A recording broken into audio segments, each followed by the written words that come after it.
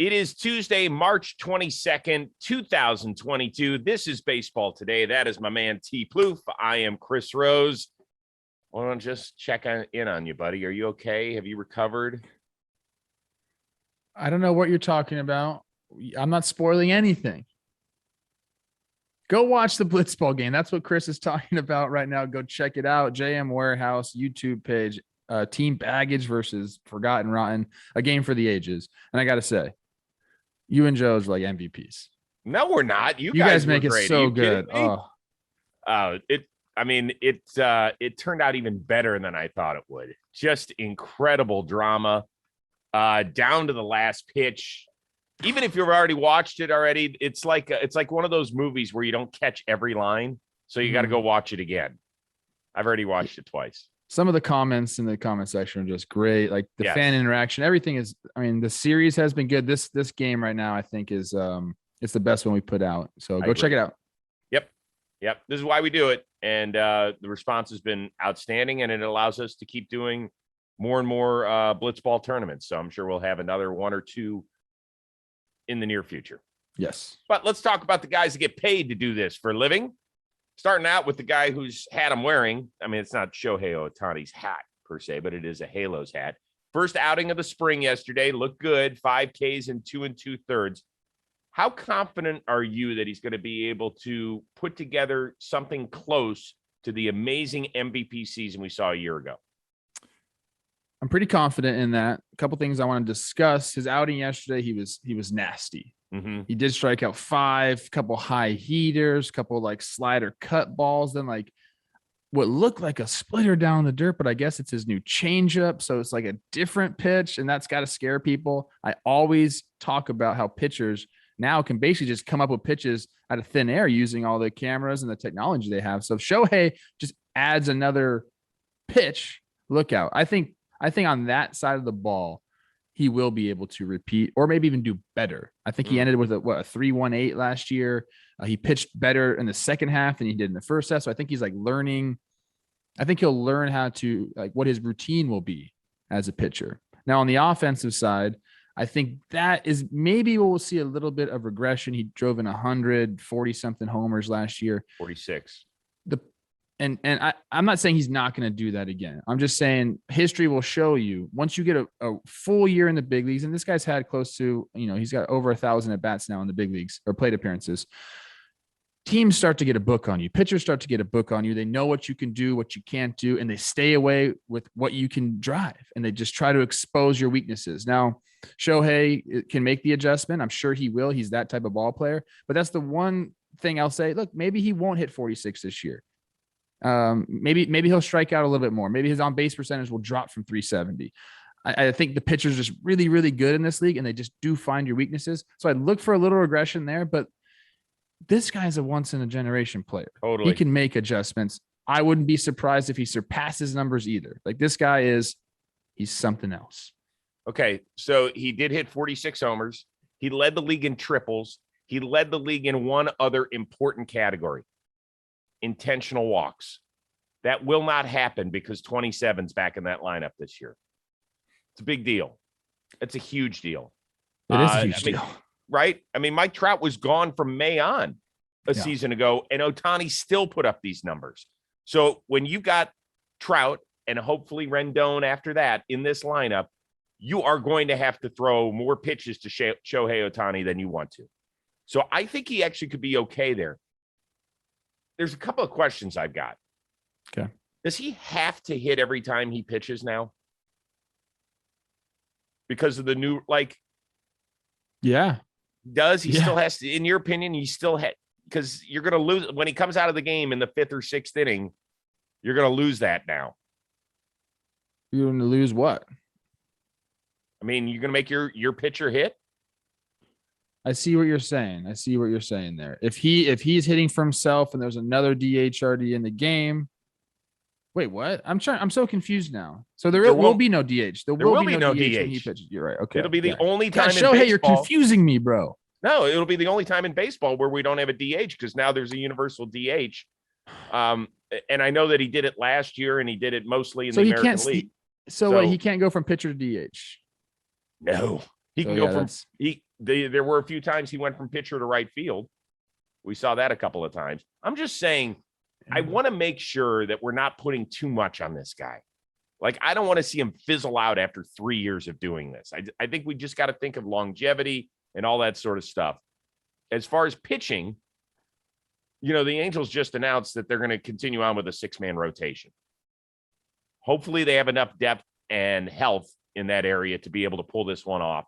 So I don't think he's going to throw more than 140 innings. I just don't see it. I think they'll manage him. But, man, he is so nasty out there.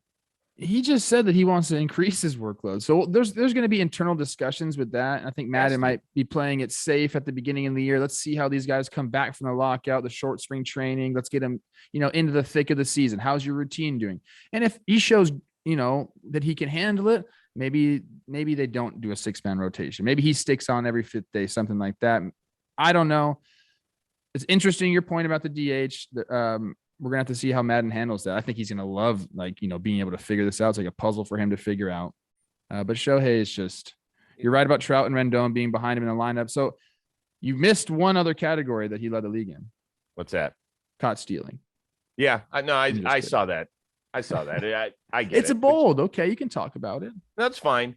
There is one other point that I wanted to make with all this thing. Tell me. I forgot what it was, so I'm going to move on. Oh, my gosh. It's not that gosh. important. Huh? Go Shohei. Oh, yeah, dude. no, now I know what it is. Okay. How many times have we talked on the show in recent weeks about teams wanting to manage guys' games played, right? Like, we don't need you to play 160. We might not even need you to play 155. We'll rest you. We'll mix it. This guy, we're just putting more and more on. So I want them to be careful because I want to see Shohei's longevity play through. But dude, before last season, we were like, hey, let's pump the brakes. Don't go too crazy, because Madden at that time said the wheels are up, the training wheels are off. We're going full bore. So we got that. And now what we're asking for him to slow it down a little bit. I don't know, man. I say we let Shohei dictate what he wants to do. He knows his body better than anybody. True. And he's been doing this for a long time. So you can't put him in the same category as other players because he's not like other players. This is going to be a case study for, the next 10 two-way players that come. I believe there's going to be a run of two-way players, or at least attempts at being two-way players. It is hard to do what Shohei did. And I think we all understand that now that we can look back at the numbers that he put up, because I'm looking at his page right now and it's like, holy shit. I know my body better than anybody else, and my body clock says, Chris, you're running out of time. Move on to the next question, which is Max Scherzer. He was the talk of baseball on Monday. His Mets debut, 5 innings, 72 pitches. Love that. For you, first of all, it's ridiculous. I heard Alex Wood interviewed during the Giants game. He was like, yeah, we were all watching, and we couldn't believe. He goes, that guy is just built different. But that's not what I want to talk about. I want you to answer this. What is the biggest question facing the New York Mets heading into 22? I love this roster, and I'm kind of nitpicking here a little bit. But as you scroll down, I'm on the Fangraphs roster resource page. The lineup looks good. The depth looks good. They're going to have Dom Smith on the bench. That's a great bench piece to have. How about that? Maybe. Oh, we'll see. You think he's going to get traded? Mm-hmm. Okay, let me get my point out, okay? Then you go down to the bullpen, and this is just where I see one little thing. A lot of righties. There's only one lefty, and it's Chasen Shreve. Love you, Chasen. You're in my book like 17 times. There's some big old bats in that NL East that are left-handed, and you're going to have a guy that can get them out, and they don't have that yet, and I don't know where they can go get that. Would have been nice for them to go get Aaron Loop. He's now with the Angels, the hat you're wearing. So I think maybe they address that. I don't know. But the rest of the roster, pretty damn legit. You just kind of glossed over the lineup. It was one of the most disappointing parts of baseball last year. That lineup did not get it done. Collectively, a 705 OPS. The only teams that were worse: Kansas City, Texas, Seattle, Miami, Arizona, Pittsburgh. Most of the worst teams in baseball, with the exception of Seattle, which I don't know how they stayed in the race with an OPS under 705. The Mets have got guys who have done it at this level. I don't know what sort of bad juju they had working last year, but they got to put it together. And I expect Francisco Lindor to go back to the Lindor that I used to, stand up and cheer for in Cleveland. I don't know what's gone on the first few years there. He's got to get it going. He's got to get it going here. Yeah, I think he bounces back. He's had 2020 and 2021 haven't been great to Lindor. I hope he bounces back. I'm expecting him to bounce back. But look, they added Starling Marte, they had Canna, they add Escobar. Like these are guys that are going to bolster your offense. They should help the defense too. I think that was a big point for them last year. Their defense wasn't good either. I'm not saying those guys are going to just like light up your defense and make them way better, but it's going to be an improvement. I think the lineup is fine. They have pitching depth now. I mean, I thought the lineup was fine last year too, and it didn't do anything. A lot of these guys have proved it. Can they gel together and this particular season get it going? I'm betting on yes. The rotations with Bassett, like I would have said before Bassett, like, yes, do we love the top two starters there? Obviously, but they're a little bit older. How is the rotation depth? But then you add in Bassett, and that helps immensely in that category. So I like this team a lot. I do too. The lefty reliever, I think that's something that Uncle Steve needs to go out and get. I don't know how they can do it, but do it. All right, let's focus on New York's other team, where Joel Sherman of the New York Post says the Yankees are expected to offer Aaron Judge an extension sometime over the next few days. After a fairly uneventful free agent period, do you think that New York has to take care of Judge just to appease the fan base? I don't think they need to appease the fan base. I think they need to take care of Judge because he's earned it and deserves it. And if they want, this is going to be their guy. Like this is the franchise player for them. So yeah, they need to extend him. I don't think it has anything to do with appeasing the fan base. I think they made a statement this offseason by not going after some of these guys. They really believe in Volpe and they believe that he can be the shortstop of the future. They're kind of I know this was like a historical free agent class. So like a lot of Yankee fans were like, let's go get one of these guys. Let's go be, like the Yankees, like when, George was in power there, but they just haven't done that. So like that whole notion of they're going to outspend. They have done it. They just paid Garrett Cole $324 million. You're right. Well, you're right. Garrett Cole just traded for Giancarlo Stanton at $300 million.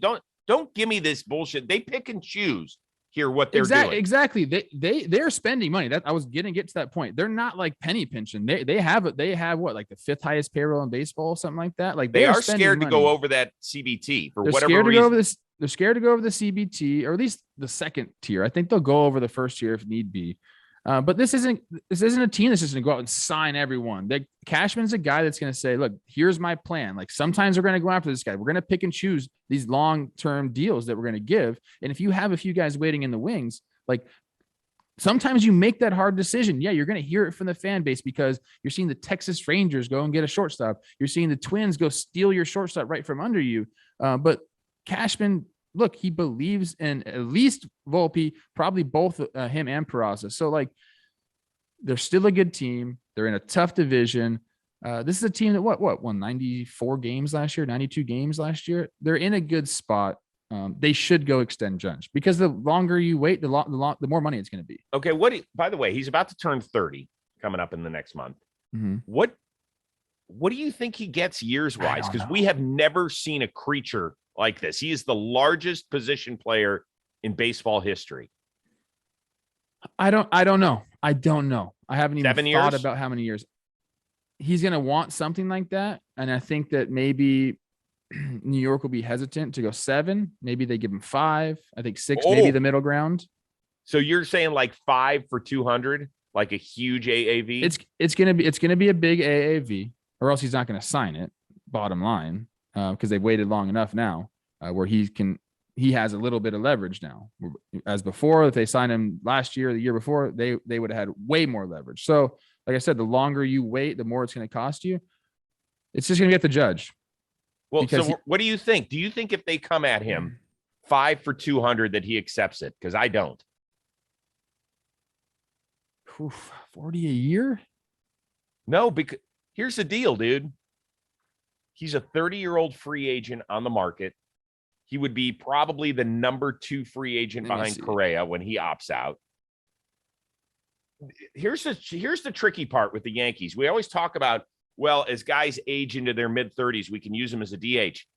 Hey, dude, you're paying Giancarlo Stanton until almost 2030. What are you going to do with him? You can't DH both of them. Yeah, he doesn't take that deal. I don't think so either, dude. I'm just looking.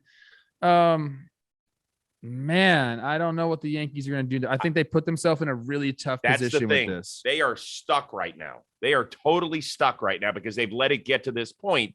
And now the way that the market is played out, he could easily go out. Don't you think he could go out on the open market and get 7 for $250 from some team who says, hell yes, we will make Aaron Judge the face of the franchise.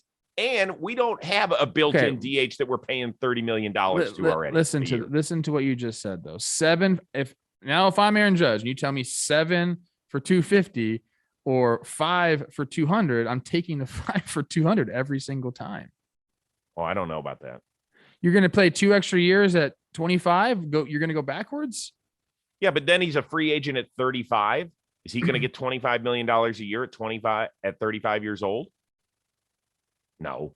Who got paid that other than pitchers? I'm just saying. And I'm just saying.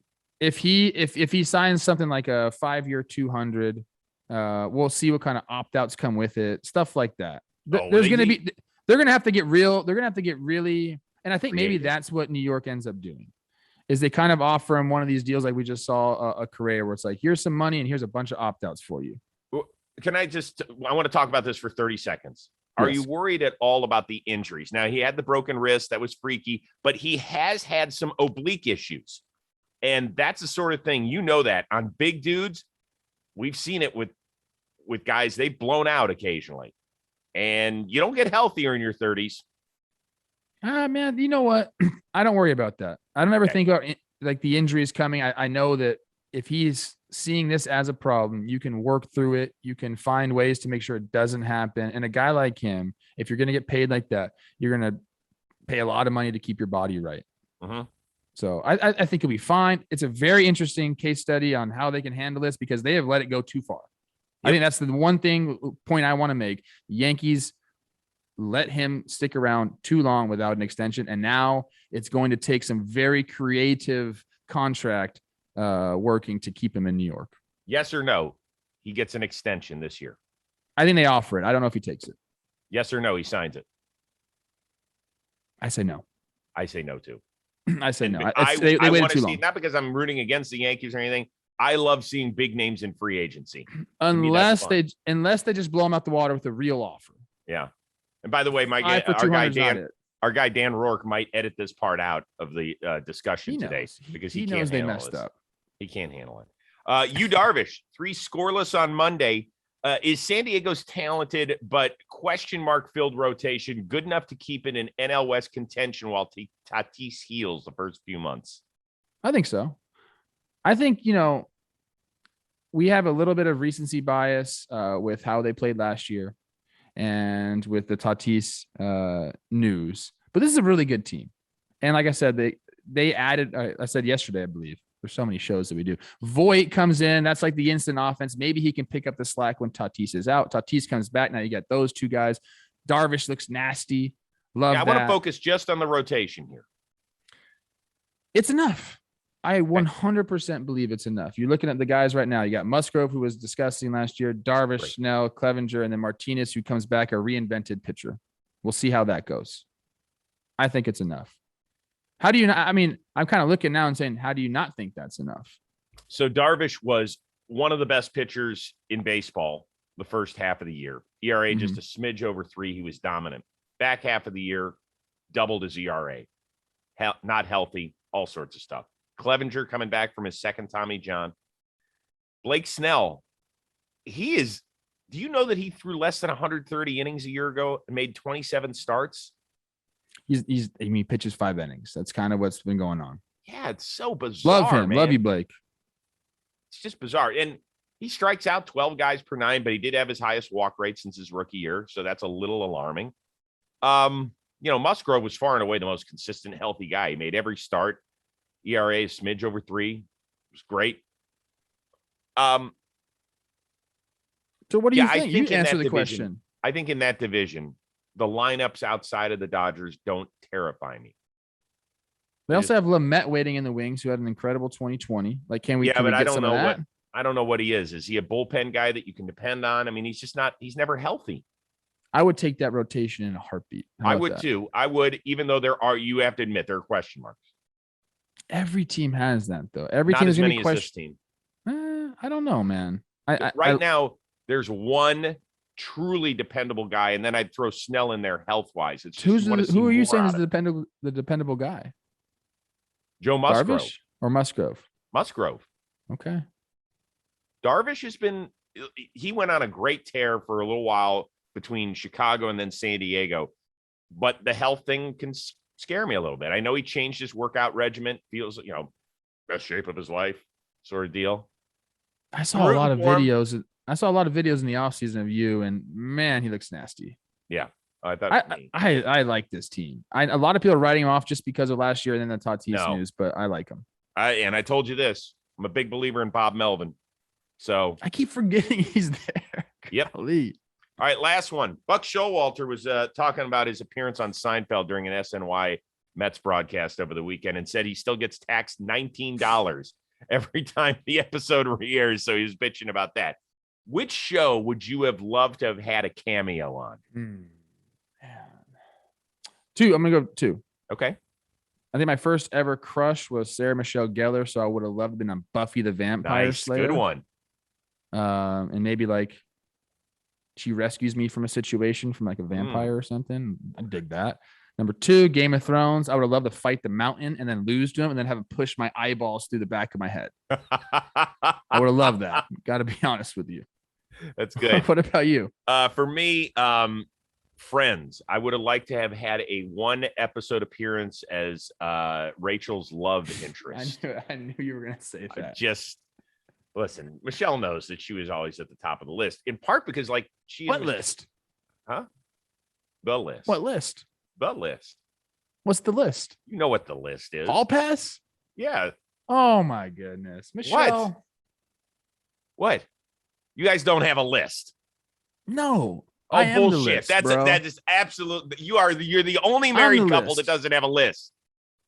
Dude, I don't know what you're talking about. Who's Michelle's number one? Me? No, definitely not. I mean, she thinks you're handsome. Wait, I'm curious though. Do you know? It's changed over the years, but right now, if Jimmy Garoppolo knocked on the door and was like, Michelle, we're going to Vegas for the weekend, I'd be like, hey, Michelle, where'd you go? That'd be it. Like, I don't know if you can just notice, Jimmy G got a national ad. I think it's a Subway commercial. Yeah. And it was playing all throughout the NCAA tournament over the weekend. So she's like, stop. Like, she made me freeze on the tight shot of Jimmy G. And it's a very funny commercial, by the way. All right. I guess I'm not Michelle's type because me and Jimmy G are completely different type people. Who's the top of yours? Is it still Jennifer Aniston?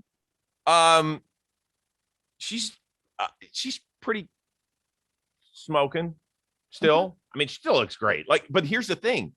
Like, Michelle and Jennifer Aniston share some qualities. They're like physical attributes.